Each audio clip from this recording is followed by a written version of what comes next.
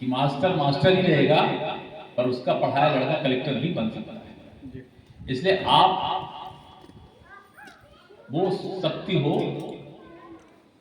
कि लोग बात बोलें।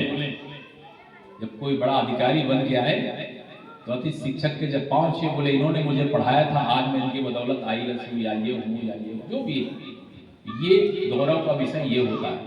और उस दिशा में भी हमें सोचना चाहिए। रहा सवाल सरकार का, आपने मुझे ज्ञापन दिया है, मैं इस सरकार को दूंगा। मुझे पूरा भरोसा है कि नियम के तहत। एक चीज जरूर आप लोगों को बता दूंगा, सरकार के पास 2 विभाग ऐसे होते हैं, सरकार किसी की भी हो, वो 2 विभाग कानून से बंधे होते हैं। एक सामान्य प्रशासन विभाग, दूसरा हमारा फाइनेंस डिपार्टमेंट। फाइनेंस जो होता है वो सरकार के आय और व्यय के बीच में चलता है, इसलिए उसमें ना आप कुछ कर सकते, ना मुख्यमंत्री कुछ कर सकता, कोई कुछ कर सकता। ठीक है, एक बात। दूसरा सामान्य प्रशासन GAD एक ऐसा विभाग है जो सरकार के बाहर कानून एक्ट जो बने हैं उसका पालन करना और करवाने के लिए कौन बैठा है? सामान्य प्रशासन विभाग। सरकार का सबसे महत्वपूर्ण विभाग जो होता है प्रशासनिक, वो होता है GAD, सामान्य प्रशासन विभाग। GAD की सर्कुलर गाइडलाइन ये होती है कि किसी व्यक्ति को सरकारी नौकरी देने के पहले एडवर्टाइज करना और टेस्ट लेना। टेस्ट मतलब कुछ भी हो सकता है, मौखिक, रिटन, एक चक्कर में, 2 चक्कर में, जैसे PSC 3 चक्कर में होता है, प्री, फिर मेंस, फिर इंटरव्यू, ये अनिवार्य है। क्वालिफिकेशन के साथ किसी भी व्यक्ति की गवर्नमेंट की नियुक्ति के लिए पहला क्राइटेरिया एडवर्टाइजमेंट और दूसरा है उसका सिलेक्शन की प्रक्रिया, तब वो सरकारी कर्मचारी बनता है। और इस प्रक्रिया को पूरा करने के लिए जो पहले गुरुजी भर्ती होते थे तो सरकार क्या करती है कि सरकार कहती है कोई ऐसा पद क्रिएट कर दो जिसमें कोई कोड भी ना जाए, तो गुरुजी बना दो। कोई कोड जाएगा साहब कैसे पढ़ा रहा, हाँ ये टीचर नहीं, गुरुजी। फिर आपके ऊपर जाएगा कि आप कैसे पढ़ा रहे हो स्कूल में, आप कौन है भाई? नहीं साहब ये मास्टर नहीं है, ये क्या है? गेस्ट है, हमने कुछ देर के लिए गेस्ट बनाया। मतलब सरकार ने आपको अंदर भी कर लिया और कोई कोर्ट से में आपको बाहर भी नहीं कर लिया। आप इस बात को समझना। तो कहने का मतलब ये है कि इस तरह के चीजों के आ जाने के कारण आज आप लोग टीचर हैं। हो सकता है ये चीज नहीं आती, वो परीक्षाएं होती तो आधे से ज्यादा गेस्ट फैकल्टी वाले टीचर ना बन पाते, हो सकता है। कोई जरूरी नहीं कि बहुत होशियार आदमी होगा वो टीचर बनेगा और जो कमजोर होगा वो टीचर नहीं बनेगा। क्योंकि हमने देखा है कि जो कम इंटेलिजेंट बच्चे हैं वो बहुत अच्छा पढ़ा रहे हैं, ऐसा ही नहीं है। बहुत इंटेलिजेंट होने के बाद ही अच्छा पढ़ाएगा ऐसा कुछ नहीं। शैली बहुत अच्छी हो, एक बार। दूसरा, कई बार ऐसा होता है कि इस गांव में, इंटीरियर का गांव है, बाहर का आदमी पढ़ाने को तैयार नहीं है उस छोटे से तनख्वाह में, इसलिए गांव का ही कोई टीचर हो तो गांव में कोई अच्छा उच्च क्वालिटी वाला नहीं मिलता, तो फिर कम पढ़ा लिखा व्यक्ति भी उस स्कूल को चलाता है कि नहीं। इन सब चीजों की व्यवस्था को ध्यान में रखते हुए सरकार बीच बीच में ऐसे पद क्रिएट करके सरकार का काम और आपके काम को बनाता है। अब मान लो आप गेस्ट टीचर हो, ठीक है, अब गेस्ट टीचर हैं या गुरुजी हैं और जो मुख्य शिक्षक हैं जो आपके स्कूल के परमानेंट टीचर हैं, दोनों की सैलरी एक होगी, तो फिर सरकार की वर्क भी लगेगा। इसलिए प्रक्रिया में हम नहीं हैं, हम योग्य हैं, प्रक्रिया में नहीं है, इसलिए थोड़ी सी दिक्कत रहती है। इसलिए सरकार ये प्रयास कर रही, गुरुजी के समय भी प्रयास किया। मैं आपके लिए एक बार ज्ञापन में, मैं मुख्यमंत्री जो पूर्व मुख्यमंत्री हैं उसके लिए मैं जा चुका हूँ, आप लोगों के लिए बात कर चुका हूँ, पूरी चर्चा मेरी हो चुकी है। अतिथि विद्वान के लिए भी मैंने चर्चा की थी और अतिथि विद्वान का तो मैटर मैंने ही पूरा प्रयास करके उसको ठीक किया था। तो आपके लिए भी मैंने बातचीत की है, पर केवल 2 जगह अड़चन जाती है, एक GAD और दूसरा फाइनेंस। फाइनेंस ये कह दे कि हमारे पास इतने टीचर रखने के लिए पैसा है, और जीएडी कहते कि इनको टीचर रखने की प्रक्रिया इस तरह पूरी हो सकती है। वो प्रक्रिया कैसे पूरी हो सकती है? मान लो सरकार ने तय किया कि हमें अतिथि शिक्षकों को नौकरी देना है, तो कैसे देंगे? एक एग्जाम लेंगे, एग्जाम लेने के बाद प्रयास करेंगे कि अतिथि शिक्षक इतने साल इतने नंबर, इतने साल इतने नंबर, इतने साल इतने नंबर, ज्यादा नंबर दे दिया। अब कोई बहुत होशियार होगा तो कहां से पाएगा उतना नंबर? इसलिए सरकार को अंदर करने का एकमात्र उपाय होता है जीएडी की गाइडलाइन के अंदर आपको लाना और फिर अंदर ला करके आपको शिक्षक बनाना, ये प्रक्रिया। अब ये प्रक्रिया करना ही पड़ेगा। सपोज करो आप में से कोई एक आदमी मुख्यमंत्री बन जाए, तो भी उसको यही करना पड़ेगा जो अभी सरकार करे। कोई भी पार्टी की सरकार है। कई बार लोग बोलते हैं इसने नहीं किया, बदल दो, तख्त बदल दो, ताज बदल दो। प्रक्रिया जीएडी तो रहेगा। आप समझ गए? तो पढ़े लिखे लोगों को मूर्ख ना बनना चाहिए, ना कोई बना सकता। मैं थोड़ा शिक्षक हूं तो आपके बारे में बता देना उचित समझता हूं। इसलिए ये ध्यान रखिए कि आप तो सरकार से एक डिमांड रखिए, मैं भी बात करूंगा कि कोई भी सामान्य शासन की प्रक्रिया अपना करके हम लोगों के नंबरों को छूट दे करके कोई परीक्षा लेकर के हमें शिक्षक का दर्जा दिलाया जाए। अब अगर उसमें अच्छे नंबर मिल रहे हैं तो दूसरा 100 में 90 पाएगा, आप 100 में 50 पाओगे। आपका सिलेक्शन इसलिए जाएगा कि 40 नंबर आपको उसके मिल गए, तो थोड़ा कमजोर हो तो भी चलेगा, अनुभव का लाभ मिल जाए। इसलिए सरकार के पास सारे उपाय हैं आपको अंदर घुसेड़ने के, मगर प्रक्रिया तो एक है। अगर मान लो आप में से कोई आदमी मुख्यमंत्री बन गया और घोषणा किया आज से अतिथि शिक्षक परमानेंट किए जाते हैं। एक आदमी कोर्ट में गया और कोर्ट ने पूछा कैसे परमानेंट किए, तो बोले ऐसे ही कर दिया, तो बोले सारी नियुक्तियां निरस्त की जाती, फिर क्या करेंगे? तो बहुत ऐसा मत सोचो कि सरकार में कोई मुख्यमंत्री बनाए तो कर ही देगा। उसके लिए एक रूल्स को एक्ट के तहत उस डिपार्टमेंट के तहत उसको लाना पड़ता है, और उस लाने जैसे गुरु जी को सरकार ने अंदर किया। अभी जो कॉलेज में प्रोफेसर है उनको भी इसी तरह किया गया। तो मेरा कहने का मतलब यह है कि हाँ, हताश और निराश बिल्कुल मत हुई। प्रक्रिया को अपना करके, इसमें तो सब चीजों का रिलैक्सेशन मिलता है, एज का तक रिलैक्सेशन मिलता है, उम्र का भी छूट मिलता है। इसलिए इस प्रक्रिया में आपको बातचीत करना चाहिए और उस बातचीत का प्रतिफल पूरा मिलेगा, ये मुझे पूरा भरोसा है। आप तो जैसे आज यहाँ मऊगंज जिले का कार्यक्रम किए, फिर आप रीवा जिले का करो, फिर आप अन्य जिलों का करो, सभी जिलों के माध्यम से ज्ञापन पहुंचाएं, सभी जनप्रतिनिधियों के माध्यम से ज्ञापन पहुंचाएं। ज्ञापन में आप इस बात का उल्लेख करेंगे तो मुझे लगता है, आपने बोला कि मुख्यमंत्री जी ने घोषणा की, मुख्यमंत्री जी घोषणा जीएडी के अंदर ही करते हैं। कभी भी ये मत सोचिएगा कि कोई भी मुख्यमंत्री जीएडी के बाहर जाकर घोषणा करेगा। वो बाहर जाकर घोषणा तभी कर सकता है जब चुनाव चल रहा होगा, तो चुनाव घोषणा पत्र में कुछ भी लिख तो चलेगा, सूरज को नीचे ले आ देंगे, धरती को ऊपर कर देंगे, सब चलेगा। अब आप अकेलवान हो तो मान लो, नहीं मगर जब सरकारी गाइडलाइन में जब होता है, जब सरकारी गाइडलाइन में होता है तब ये बात नहीं होती, ठीक है। और इसलिए आप लोगों को भी सारे रूल्स और सारी चीजों की जानकारी प्राप्त कर लीजिए। नहीं होगा तो मैं भी बता दूं, कुछ मैं प्रयास करूंगा।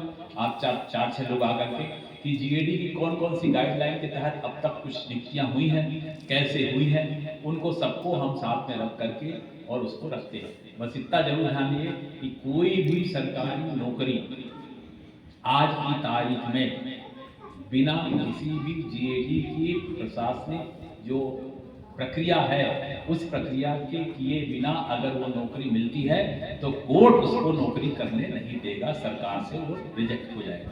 इसलिए आप भी सोचिए कि जब रिजेक्ट ही होना है तो क्यों ऐसा करना है। अभी आप रिजेक्ट इसलिए नहीं होती कि सरकार बोलती नहीं साहब ये तो नौकरी कर नहीं रहे, क्या कर रहे हैं, गेस्ट हैं।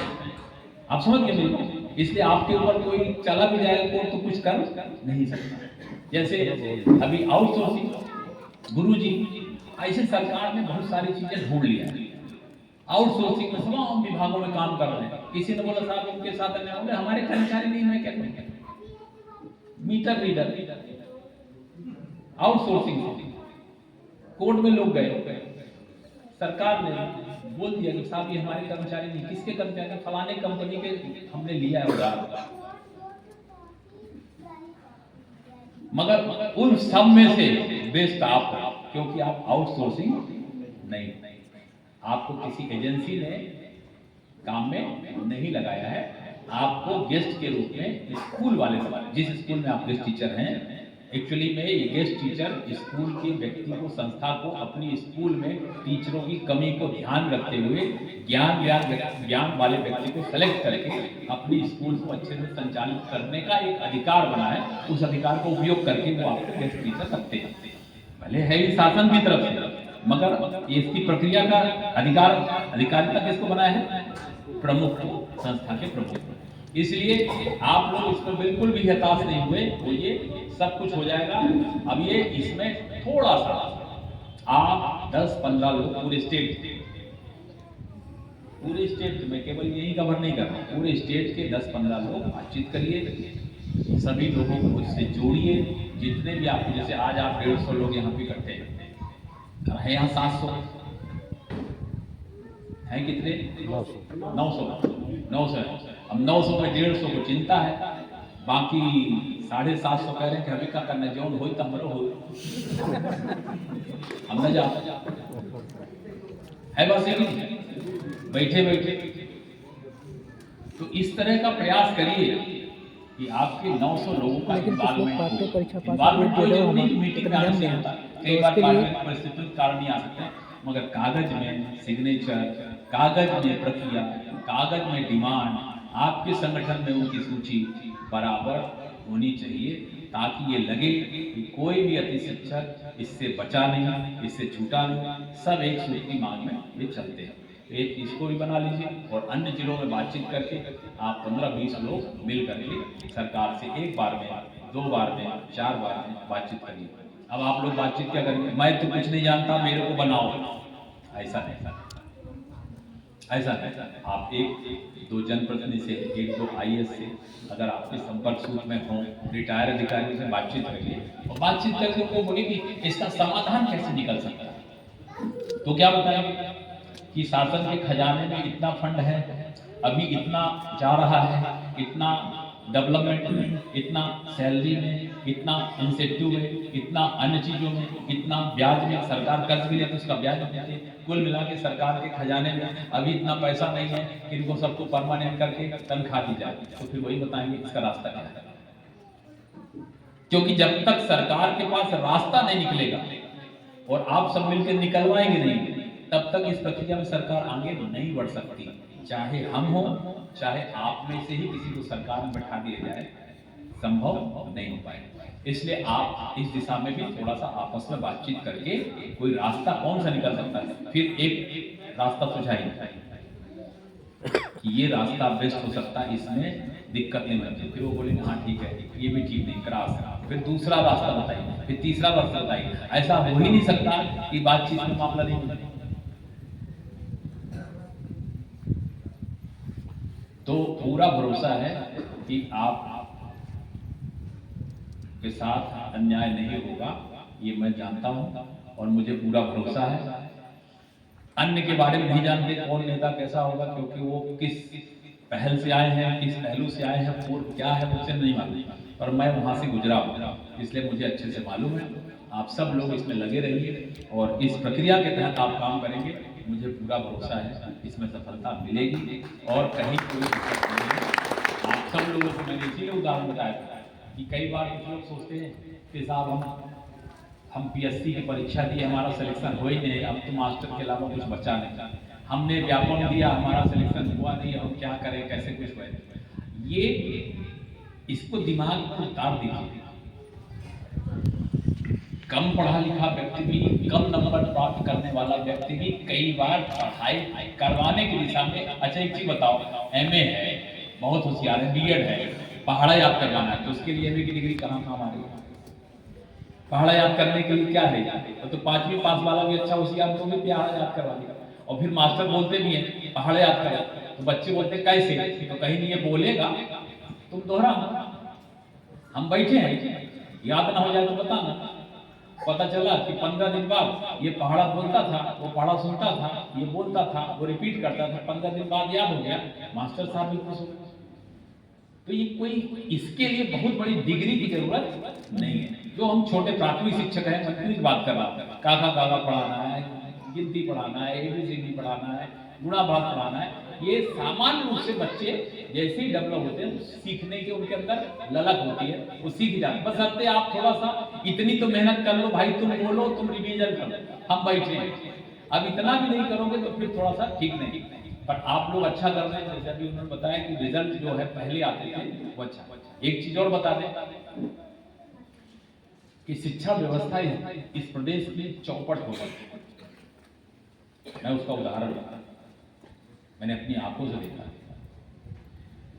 मेरे इस जिले के अंदर आज से 20 साल पहले ऐसे विद्यालय थे जिनके पास बैठने का एक कमरा नहीं होता था, सिर्फ अपने घर में एक झोला भरे रहते थे, उसी झोले में विद्यालय चलता था, 12वीं तक का विद्यालय। और बच्चों की संख्या मालूम कितनी थी? एक विद्यालय, रिकॉर्ड में विद्यालय, बिल्डिंग में नहीं, रिकॉर्ड, एक विद्यालय में 3-3 हजार बच्चों का एडमिशन होता था। और फिर क्या होता था? परीक्षा होती थी, पेपर आता था, कॉपी दे दी जाती थी, जाओ अपने घर से लिख के ले आओ, नकल के विद्यालय जिनको हम बोल रहे हैं। और ऐसी स्थिति आ गई थी कि लोगों ने पढ़ाई करना बंद कर दिया था। पढ़ने वाले बच्चे इंटेलिजेंट बात लोग को लगता था पढ़ेंगे नहीं तो कंपटीशन में फेल हो जाएंगे, इसलिए जिसको कंपटीशन करना होता तो उसको पढ़ना पड़ता था। अगर पढ़ेंगे तो नंबर हमारे 70% आएंगे, नकल वाले के 90 आएंगे।